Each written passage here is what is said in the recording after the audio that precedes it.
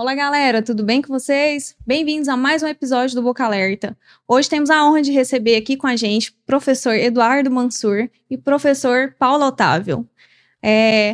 Nesse tema de hoje, vamos trabalhar com vocês, vamos falar um pouquinho aqui, vai ser um bate-papo bem descontraído sobre emergências em endodontia. Se você tem alguma dúvida sobre esse tipo de emergência, ocorrência no consultório, pode colocar aqui também nos nossos comentários que a gente vai dar um jeitinho de responder para vocês, tá bom? Vou começar aqui apresentando o professor Eduardo. Professor Eduardo, seja bem-vindo ao nosso podcast, é uma alegria te receber aqui. Nosso coração está muito feliz. E eu queria que você falasse um pouquinho mais quem que é o professor Eduardo, como que ele se tornou apaixonado aí por essa especialidade que é acho que uma das mais requisitadas, né? Aquelas de final de semana. Com certeza. Das madrugadas, que o paciente está com dor de dente, corre e te liga. Como que o professor Eduardo se apaixonou pela endodontia? Conta um pouquinho pra gente como foi essa história. Obrigado, primeiramente, pelo convite de estar aqui com vocês. A endodontia, ela surgiu desde a graduação como um encantamento quando você consegue retirar a dor do seu paciente. Eu acho que isso é que encanta a gente da saúde, né? O profissional da saúde, quando a gente consegue devolver a saúde ao paciente, isso faz com que a gente se encante, realmente. Com o passar do tempo, eu gostava muito de prótese também, mas a minha irmã é protesista e a gente trabalhava junto, e aí eu comecei a fazer endo e vi que ali realmente eu gostava. O fato de você ficar concentrado, trabalhar em silêncio, mais tranquilo, isso tudo faz a gente se apaixonar, né? E realmente é um tratamento que a gente tem o tempo todo lidando com a dor do paciente. Então a gente pega um paciente mais sensível, porque ele está sentindo dor muitas vezes há dias ali, e um desafio, a cada dia um novo desafio, né? Eu costumo falar sempre que nenhum dente é igual ao outro na endodontia, né? Professor Paulo Otávio, bem-vindo ao nosso podcast, com muita, gratidão que a gente recebe aqui. E aí, eu queria fazer a mesma pergunta que eu fiz para o professor Eduardo, como que o Paulo Otávio se descobriu um apaixonado aí pela especialidade de endodontia? Conta um pouquinho da sua história e como que aconteceu essa especialidade na sua vida. Perfeito. Eu vou falar uma frase um pouco clichê, né? Na verdade, não foi eu que escolhi a endodontia que me escolheu. Porque durante a graduação, eu também sempre fui um aluno que buscou todas as áreas de especialidade. Eu não quis focar especificamente na endodontia. Entretanto, as coisas foram acontecendo. Surgiram oportunidades, às vezes, de estágios, de iniciações científicas, e as coisas foram acontecendo para a endodontia. Da mesma forma, a minha família também tem dentistas, são mais de 30 dentistas. E a endodontia era a área que, entre aspas, faltava no consultório da família. E aí foi mais uma oportunidade. Então, eu tive a oportunidade de fazer especialização, o mestrado e o doutorado também, na época, quase em conjunto. E a partir daí, eu não tive mais outra escolha. Então, foi a área que mais encaixou com o meu perfil. Acho que o professor Eduardo falou uma parte importante, que é o perfil de atendimento. É um perfil um pouco mais calmo, é muito desafiador, tanto desde o diagnóstico, a partir do momento que você inicia o tratamento, também é muito desafiador. Tem dias que a gente, às vezes, perde noite de sono, preocupados com o caso clínico. Mas é muito gratificante remover a dor de um paciente. O paciente fica marcado para o resto da vida quem foi aquele dentista que realmente atuou, quem trouxe e promoveu a saúde. Então é uma área muito gratificante e também prazerosa de estar realizando. Como a gente estava conversando inicialmente, muitos alunos, eles têm ainda esse amor pela endodontia justamente na graduação. Então eu fico muito feliz do convite, mais uma vez, e foi assim que realmente me apaixonei por essa área. Que bom, então. Vamos começar a entrar um pouquinho no nosso tema.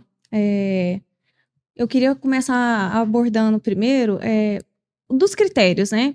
Sempre que a gente diagnostica um paciente que é indicado a um tratamento de canal, tanto em urgências e emergências, ou no nosso dia a dia clínico mesmo, aqueles critérios diagnósticos. Quais os critérios que eu uso para poder, né, levar esse paciente a falar, não, esse paciente precisa realmente de um tratamento endodôntico.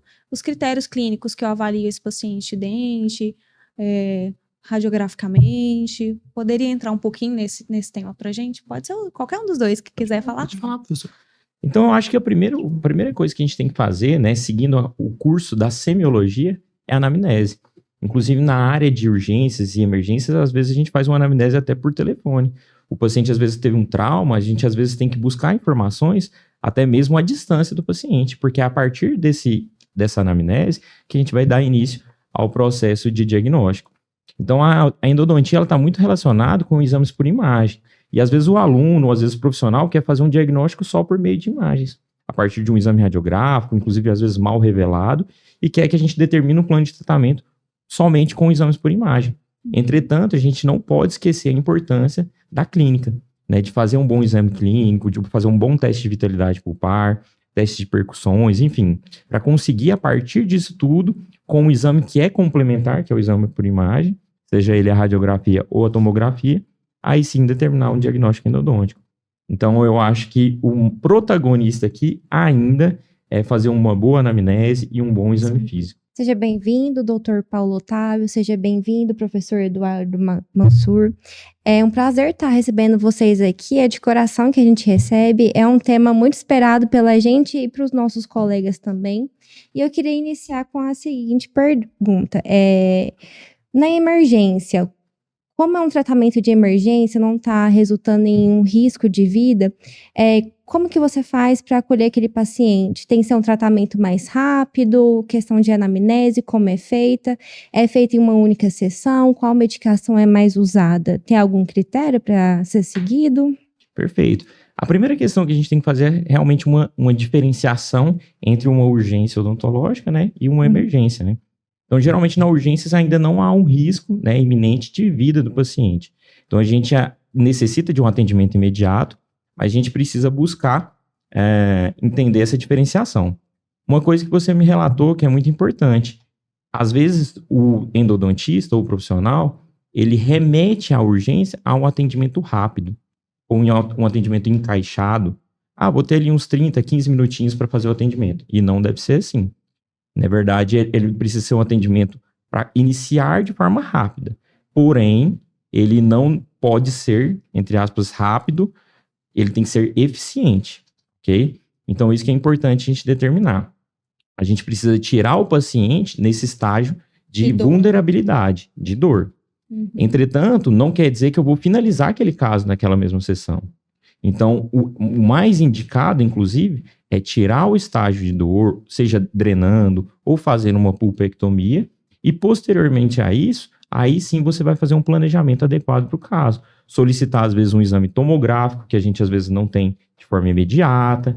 Enfim, tranquilizar aquele caso para ele sair daquele estágio de vulnerabilidade e aí sim dar um estágio a outro tratamento, que é iniciando do zero e com o paciente saindo daquele estágio mais vulnerável e de urgência.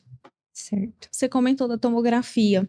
E aí eu queria perguntar para o professor Eduardo. A tomografia tem sido uma arma muito eficiente para vocês, né, na endodontia. Com certeza. Facilita muito a busca dos canais, acessórios, às vezes evita as surpresas, né, que o endodontista pode ter. Fala um pouquinho mais dessa arma que a gente tem aí para trabalhar na endodontia. Com certeza, Gabriele. A tomografia ela veio para revolucionar o tratamento endodôntico, né? A gente sabe que ainda não é uma realidade de a gente solicitar para todos os casos, até mesmo pelo custo ainda que ela tem, mas para a grande maioria dos casos a gente consegue solucionar, principalmente para ver diferenciar a anatomia interna endodôntica, que a gente trabalha muito. Então, hoje a gente consegue, às vezes, trabalhar 4, 5 canais, 5 condutos dentro de um dente, que antes a gente não tinha como saber, né? Então, foi um dos grandes avanços tecnológicos dentro da endodontia, foi o advento da tomografia. Para casos de complicações, ela é essencial para a gente. Hoje, por exemplo, eu não inicio um retratamento endodôntico sem uma tomografia, porque ela nos traz ali o dente em 3 dimensões, né? Ela nos mostra detalhes que a gente precisa para fazer um bom planejamento. Então, em alguns casos, reabsorções, instrumentos fraturados, a gente precisa dessa tomografia. Né? No dia a dia, nos casos mais simples, a gente ainda consegue fazer com um bom exame radiográfico. Depende muito também do elemento dentário, né? Sim. Depende de vários fatores, igual o Dr. Paulo estava falando. Às vezes o colega quer fazer o diagnóstico só com uma imagem e a gente não pode ficar tão engessado dentro de uma especialidade que detém tanta atenção, né, para isso. Então depende de vários fatores para... Sim, às vezes a gente começa um dente achando que tá tudo normal, que vai ser um dente tranquilo, o tratamento endodôntico dele, e no meio do tratamento a gente tem que solicitar ao paciente uma tomografia, porque pode ser um quarto, um quinto canal que a gente não tá conseguindo encontrar. Então a gente acaba individualizando esses tratamentos e cada um segue realmente uma rotina diferente. E dessas ferramentas que você estava falando, que a gente comentou da tomografia e tal, e tem uma colega que é endo também e tem um microscópio, eu achei muito legal, aquilo é muito legal, gente. O que é trabalhar assim com um microscópio, como que é essa dimensão tão aumentada do dente, facilita? Facilita muito, Gabriele. Eu comecei a trabalhar com endodontia microscópica em 2017, até então não tinha trabalhado, tinha sucesso clínico, e quando eu comecei a trabalhar com microscópico, a realidade é outra, né? Então, essa ampliação, magnitude ali de 16, 24, até 40 vezes, ou até mais, dependendo do microscópio, consegue promover na gente uma limpeza melhor, os detalhes ficam muito mais evidentes. E a endodontia, ela é feita de detalhes, né? A gente sabe que é feita de milímetros, então isso facilita muito o trabalho profissional nosso, principalmente em dentes posteriores e dentes com canais muito atrésicos, muito estreitos. Isso pode ser dentes anteriores também. Então, às vezes um molar que tenha 3 canais, eu costumo brincar com os meus pacientes hoje em dia que desde o que eu comecei a fazer endodontia microscópica, eu nunca mais peguei um primeiro molar sem 4 canais. Inclusive, costumo pegar com 5. Coisa que até antes a gente fazia 3, 4, às vezes 4. Hoje não tem mais. Então, é um avanço, já é uma realidade. Já são muitos endodontistas que trabalham com microscopia no Brasil e eu acredito que isso aumente cada vez mais. Eu tenho uma pergunta. Atualmente, o que vocês vêm observando de dificuldade no tratamento endodôntico, tanto para vocês profissionais como para recém-formados e estudantes? O que vocês podem trazer para a gente? É difícil essa pergunta, né? Mas eu consideraria tudo.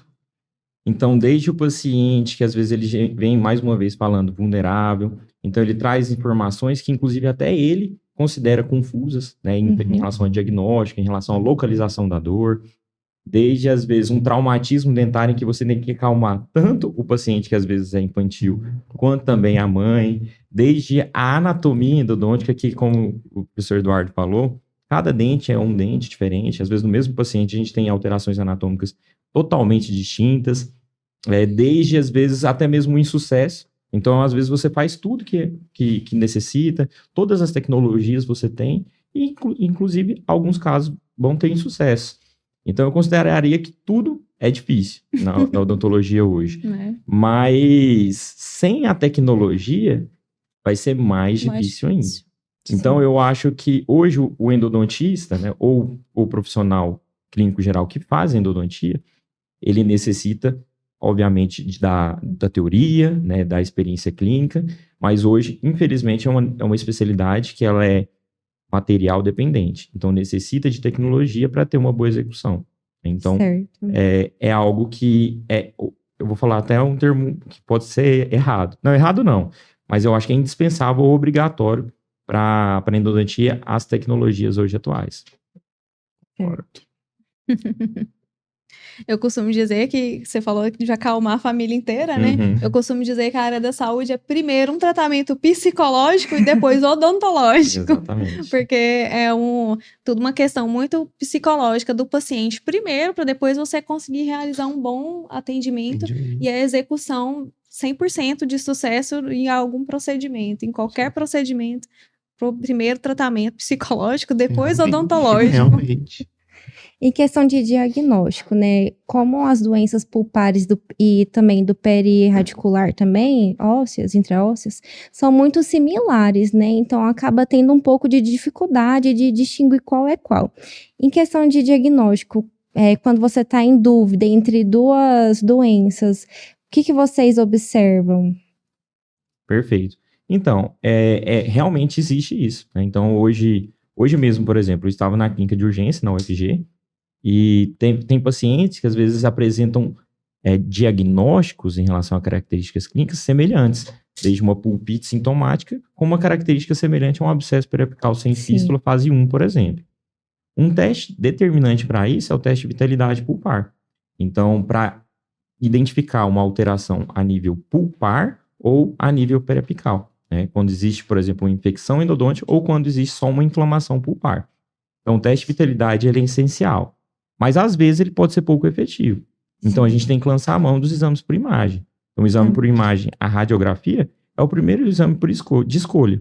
Então, ele é importantíssimo também para a gente fazer uma boa identificação e um bom diagnóstico de urgência. E, mais uma vez, falando da tomografia, né? Então, tem casos que, inclusive, a radiografia engana. Ela traz, por exemplo, rarefações ósseas de dentes que, às vezes, nem tem uma infecção endodôntica. Então, às vezes, a origem daquela rarefação é de origem não endodôntica. E, às vezes, nem necessita de tratamento. Entende o que eu estou falando? Sim. Então, a tomografia, ela chega para mudar todo o paradigma da endodontia. Então, para mim, são esses 3 principais itens. Então, obviamente, como eu falei, da anamnese, do exame físico, todas as perguntas, mas para identificar e conseguir distinguir, principalmente essas entidades de diagnóstico, tanto uma infecção endodôntica quanto uma inflamação pulpar, são as principais manobras semiotécnicas, né? Um teste de vitalidade, pode ser também realizado um teste de calor, um teste elétrico também, mas geralmente o de vitalidade a frio, né? De sensibilidade a frio, e também os exames por imagem, tanto radiográficos, né? Quanto principalmente os tomográficos. Certo. Quando tem alguma fratura que envolve o canal radicular, como é feito esse tratamento, né? A gente tem que primeiro realizar os exames, né? Radiográfico, a tomografia também, para a gente ver a proporção, né? Mas isso pode impactar o tratamento endodôntico, evoluir para uma doença do periápice? Sim, Lourdes.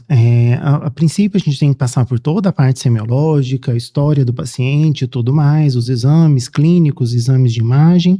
E aí é importante a gente diagnosticar onde é essa fratura, né? As fases dessa fratura, na verdade, onde ela está, a localização dela vai ser muito importante para o prognóstico.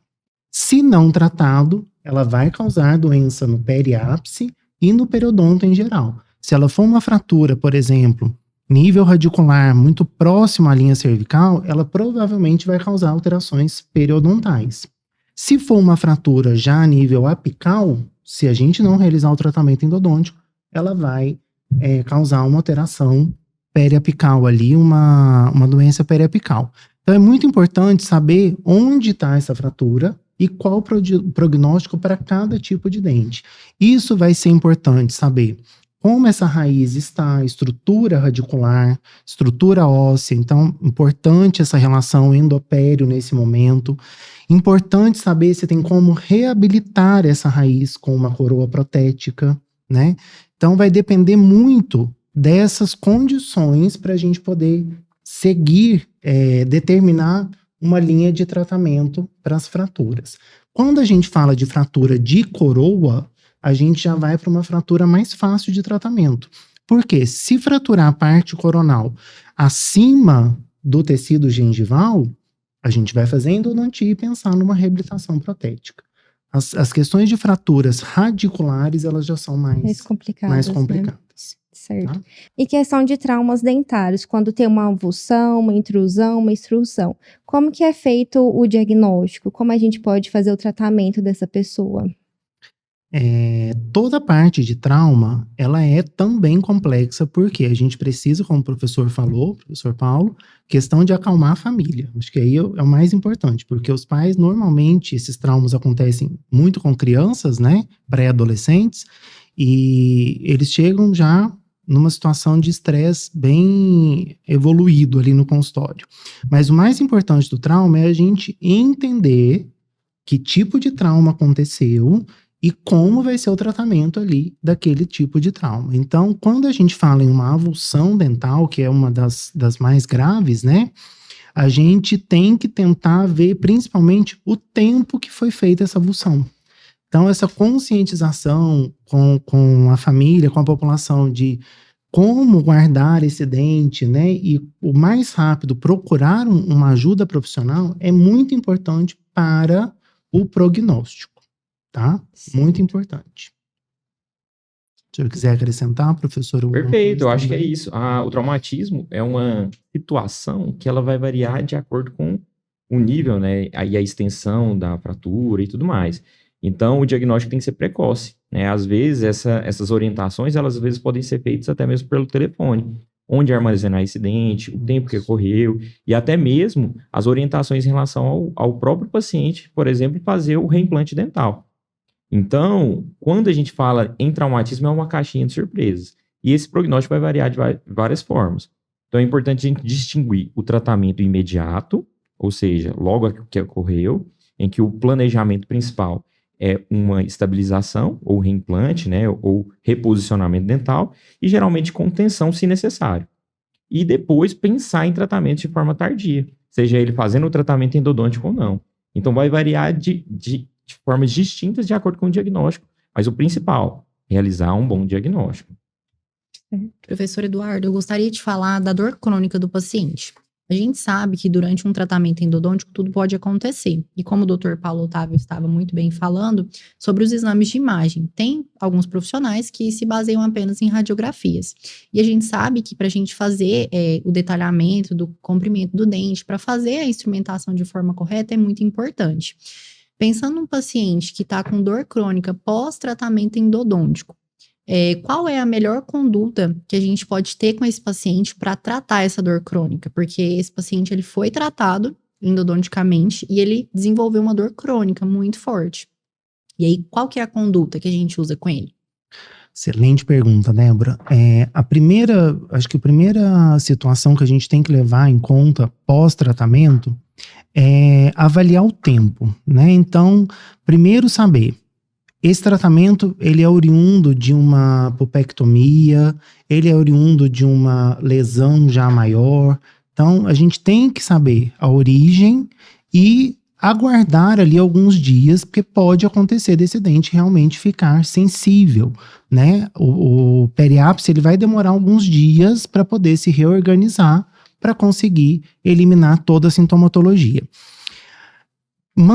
Persistindo ainda essa dor, a gente tem que partir dos princípios de oclusão, primeiro, avaliar se esse dente não está com nenhum tipo de contato prematuro, e após isso, eu diria que fazer uma tomografia, para ver se realmente a gente tratou de todo o complexo de sistema de canais que nós temos dentro do dente. Pode ser que tenha um canal acessório que a gente não conseguiu trabalhar, que a gente não conseguiu ter acesso a ele. Pode ser que a gente tenha ultrapassado o limite apical, pode ser que a gente tenha ficado, às vezes, um pouco aquém. A radiografia nos engana, muitas vezes, nessa situação.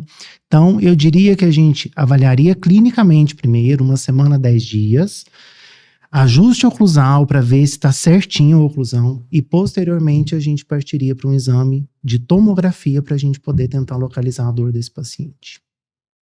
Pensando em localizadores apicais e a instrumentação, né? A gente sabe que agitar as soluções é de suma importância para o sucesso do tratamento endodôntico.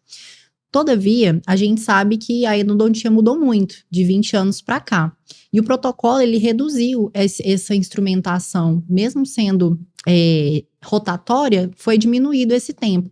Como é que a gente sabe sobre a eficácia dessa boa instrumentação, dessa boa irrigação desse sistema de canal, para ter certeza absoluta que esse canal foi bem limpo antes de ser obturado? Outra excelente pergunta. Vamos lá. Realmente, a endodontia mudou muito nesses últimos anos, né? A instrumentação está cada dia mais eficiente, mais rápida, e eu costumo sempre falar para os meus alunos que O tempo ganho na instrumentação, a gente agora vai gastar ele, não perder, gastar ele com a limpeza, com a nossa substância química auxiliar. Então, fazer uma boa limpeza químico-mecânica.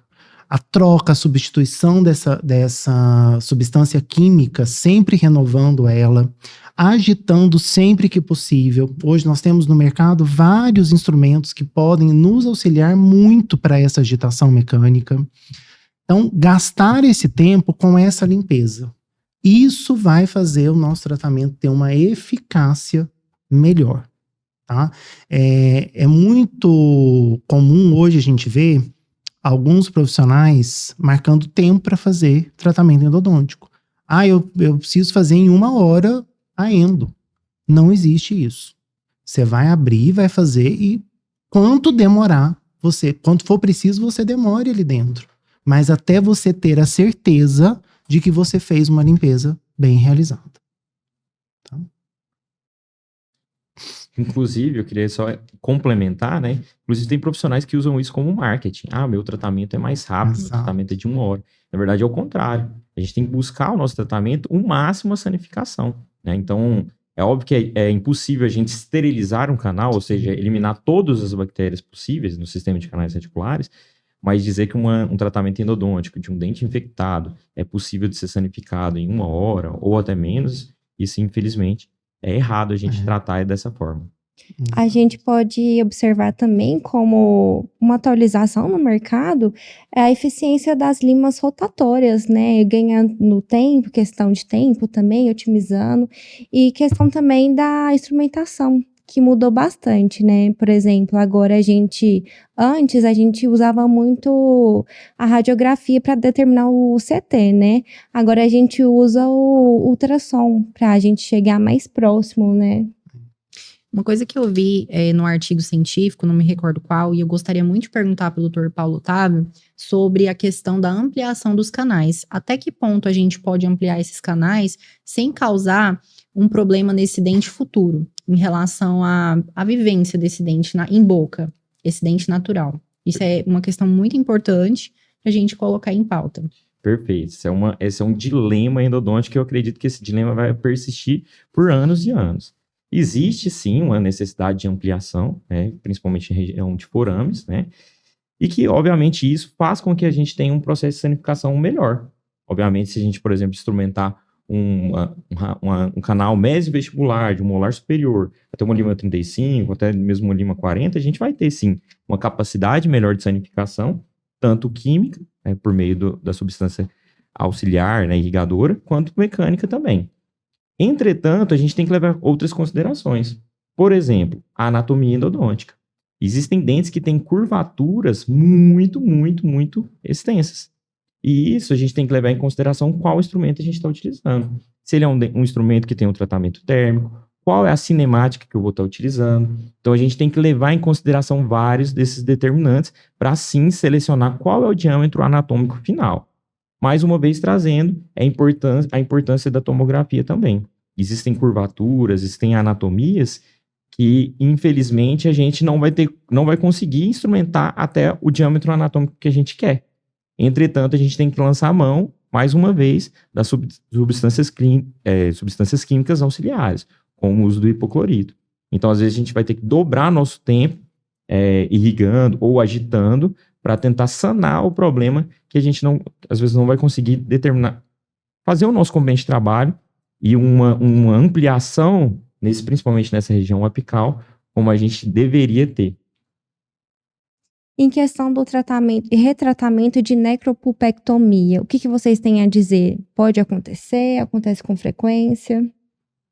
O retratamento e a diferença entre o retratamento e uma necropulpectomia? Isso, se pode haver algum retratamento de alguma necrose? Sim, com certeza. Em casos de dentes que apresentam infecção, tem geralmente um índice de sucesso um pouco menor do que dentes que apresentam somente uma inflamação pulpar. Porque ali a gente tem uma contaminação de bactérias, inclusive bactérias resistentes, em todo aquele complexo sistema de canais reticulares. Então, geralmente tem sim um índice de sucesso menor, e mais uma vez a gente tem que redobrar a atenção. tanto por meio de um tratamento muito mais detalhado, né? Não que o tratamento de dentes com polpas vitais não deva ser, mas em dentes com contaminação, com infecção, tem que ter essa atenção redobrada, com o meio, mais uma vez, da tomografia, a observação por meio de uma magnificação, os insertos de ultrassom, inclusive o próprio preparo precisa ser muito mais planejado para evitar, mais uma vez, o insucesso que pode acontecer, inclusive. Ele está inerente à nossa especialidade. E, claro, se eventualmente ocorrer, né, isso vai depender, por exemplo, de fatores sistêmicos do próprio paciente. Tem pacientes, por exemplo, diabéticos ou que têm alterações sistêmicas que pode desfavorecer esse sucesso e esse reparo ósseo. E, às vezes, a gente tem que lançar mão de complementações, por exemplo, cirúrgicas, como a microcirurgia endodôntica. Certo. Professor, aproveitando que o senhor tocou nesse tópico, né, gostaria de perguntar sobre a cirurgia parendodôntica. Quais são as indicações dessa cirurgia? Qual é o contexto que esse paciente está inserido para o cirurgião dentista falar para ele, olha, a gente vai precisar fazer uma cirurgia parendodôntica? Perfeito. Eu acho que o principal da microcirurgia endodôntica, né, ou da cirurgia parendodôntica, é a indicação. Porque eu vejo indicações errôneas, ou indicações que às vezes poderiam ser solucionadas de forma convencional e às vezes teriam até mais um índice de sucesso. Então, a cirurgia parendodôntica está relacionada principalmente a dentes que apresentam infecções persistentes, ou seja, mesmo após um tratamento, retratamento endodôntico, a infecção ainda persiste, mesmo sabendo que foi contemplada toda a anatomia endodôntica, né? Além disso, ela é indicada para casos em que apresentam-se retentores intrarradiculares muito longos, ou que vai ser pior a sua remoção, ou pode danificar, ou enfim, ou fraturar esse dente, a sua remoção. Então, o acesso à área endodôntica ela vai ser difícil de forma convencional. Então, dessa forma, a gente vai optar pela parte cirúrgica. Então, tem vários tipos de indicações. E a gente não pode trazer dessa forma à torta e à direita qualquer tipo de indicação. Outra coisa que é importante a gente conversar é a respeito da cirurgia ser realizada de uma forma eficiente. E geralmente, essa cirurgia ela é muito bem realizada por endodontistas. Muitos outros profissionais, né, enfim, cirurgiões dentistas, realizam esse tipo de cirurgia e às vezes têm sucesso porque não dominam a anatomia endodôntica. Ou às vezes não tem uma magnificação, ou os instrumentos específicos para isso. Porque é uma cirurgia muito delicada, é uma região muito delicada, é uma cirurgia complexa e que necessita de equipamentos e também o domínio técnico e anatômico para a realização. Realizando uma apsectomia, uma retrocavidade, utilização de cimentos biocerâmicos. Então é importante ter esse planejamento cirúrgico para não passar por mais uma vez um insucesso endodôntico. Muito obrigada. Exato. Professor Eduardo, e com relação à reimplantação dos dentes? O Dr. Paulo Otávio mencionou para nós que tem alguns critérios, né, de tempo. Eu gostaria que o senhor colocasse para nós quais são esses critérios para fazer esse reimplante de dentes.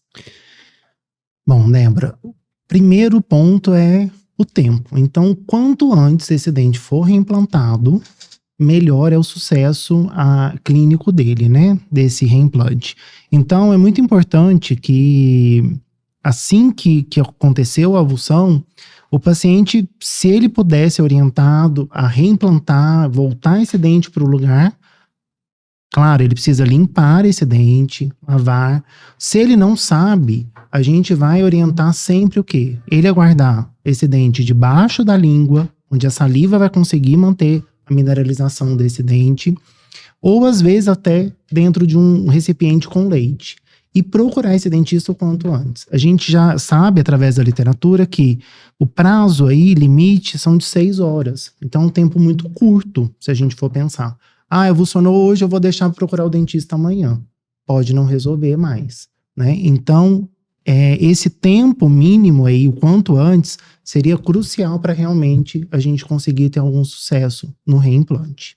Dr. Paulo Otávio, gostaria de perguntar sobre a endodontia em dentes decíduos. Quais são as diferenças entre o dente decíduo e o permanente em relação ao tratamento?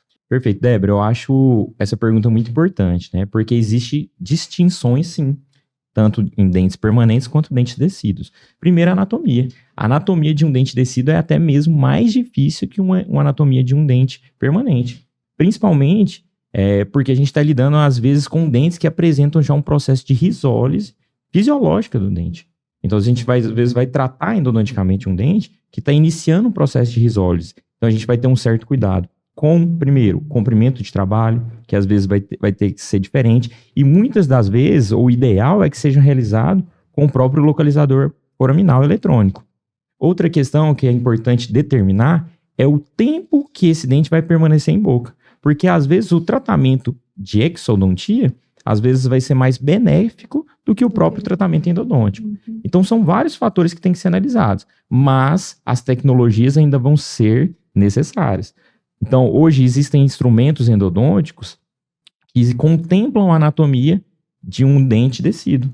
Existem línguas específicas para isso, existem os próprios localizadores apicais, a própria agitação da solução irrigadora, lembrando que a gente tem que potencializar a nossa irrigação, e às vezes o paciente infantil, a gente às vezes não tem o tempo que a gente precisa.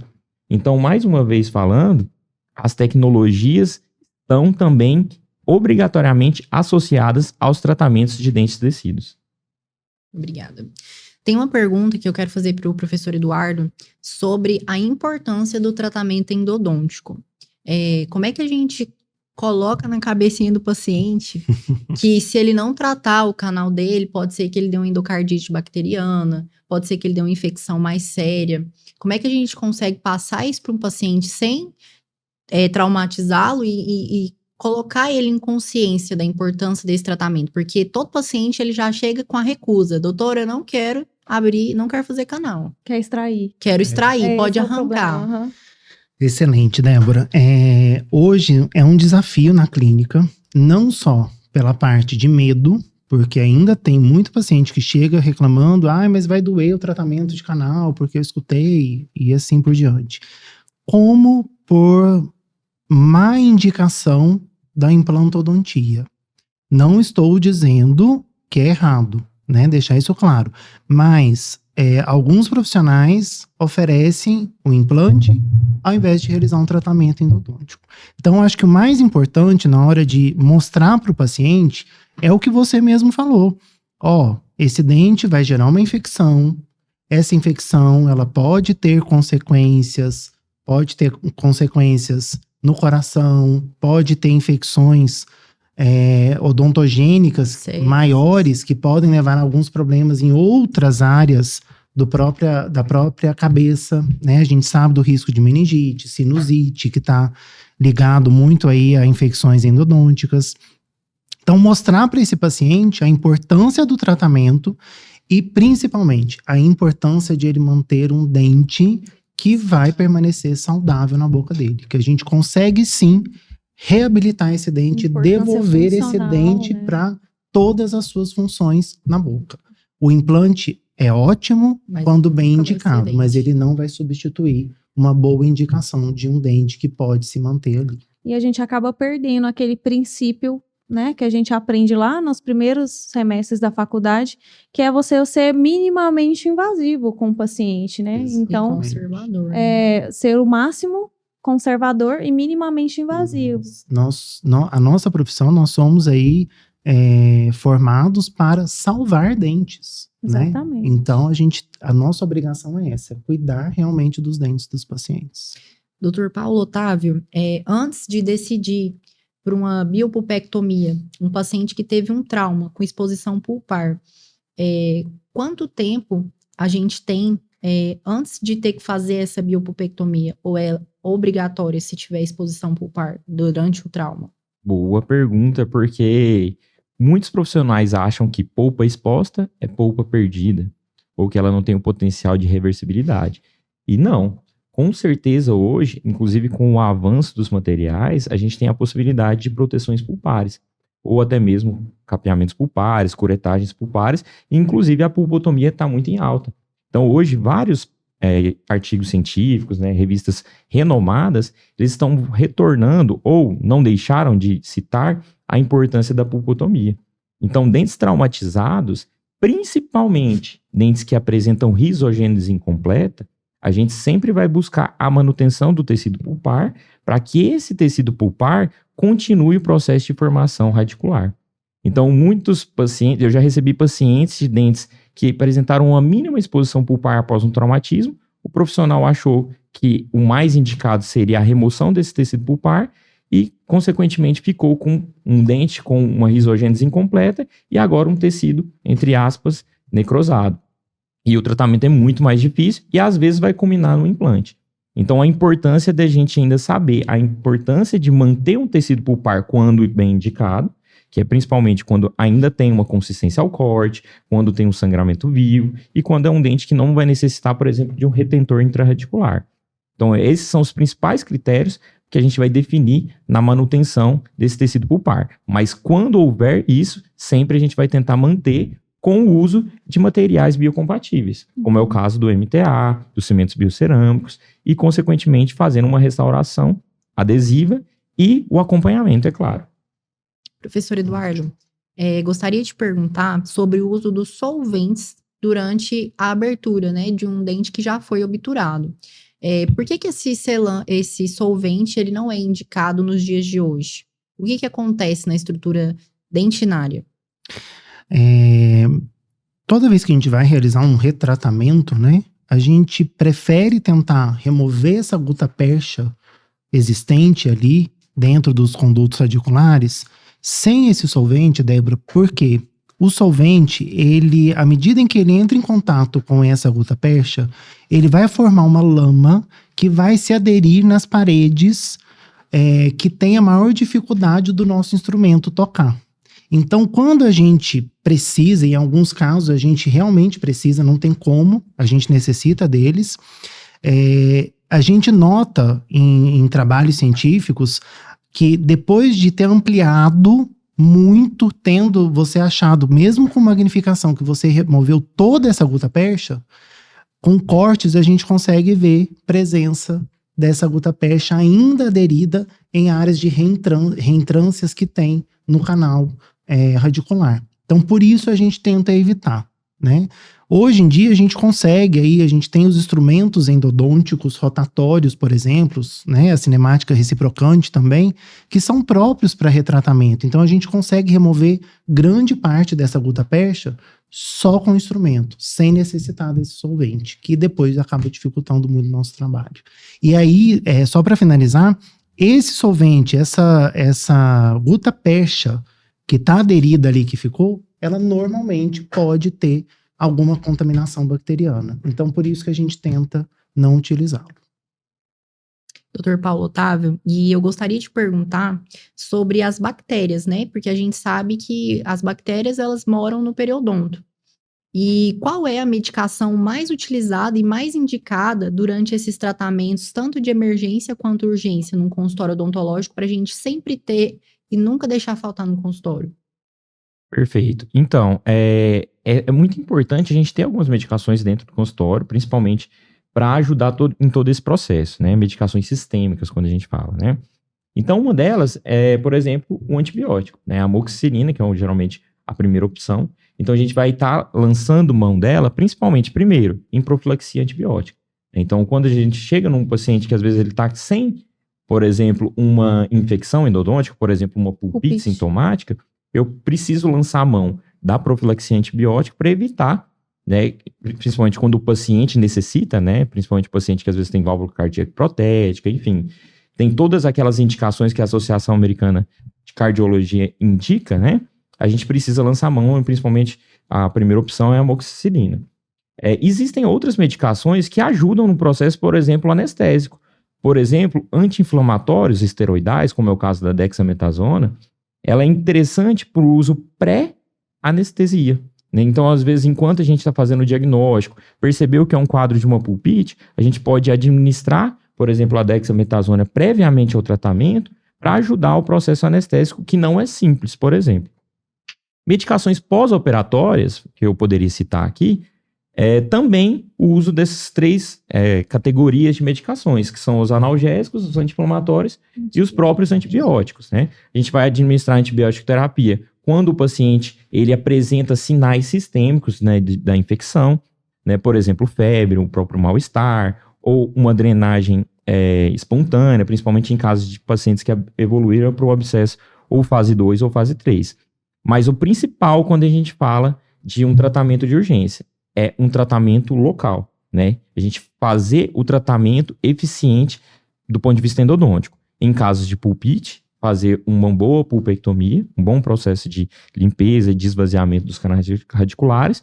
E no caso de abscessos, de periodontites apicais sintomáticas infecciosas, uma boa modelagem e uma boa sanificação dos canais radiculares. Em alguns casos, a própria drenagem. Isso sim vai ser o protagonista na solução da dor e da urgência do caso. As medicações sistêmicas vão ser uns coadjuvantes ou complementares.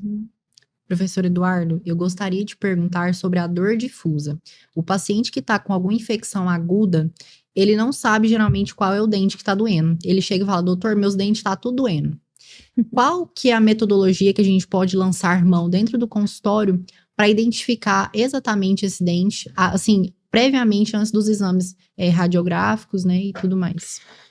Débora, tanto infecção como inflamação pode causar essa dor difusa, né? Relacionada à endodontia. E o mais importante é o que a gente já falou, o professor Paulo falou aí já no início, a gente fazer os testes clínicos, né? E eu falo muito a gente tirar ali 5 minutinhos e ouvir o paciente, escutar esse paciente. Nessa história do paciente, durante a anamnese, a gente consegue já ir triando um pouquinho de onde vem essa dor. E aí, durante o exame clínico, é muito importante a gente se atentar aos dentes vizinhos, ao que ele está falando, que às vezes ele fala 1, 2 ali, mas se atentar a esses dentes vizinhos, os dentes antagonistas, para a gente ver se algum desses dentes nos traz alguma informação. Seja restaurações extensas, restaurações mal adaptadas, fraturas, cáries, né? E aí, depois, através de um bom exame radiográfico, a gente tentar localizar a causa dessa dor. Então, é a união de exame clínico, história do paciente, exame radiográfico, para a gente tentar descobrir a origem dessa dor.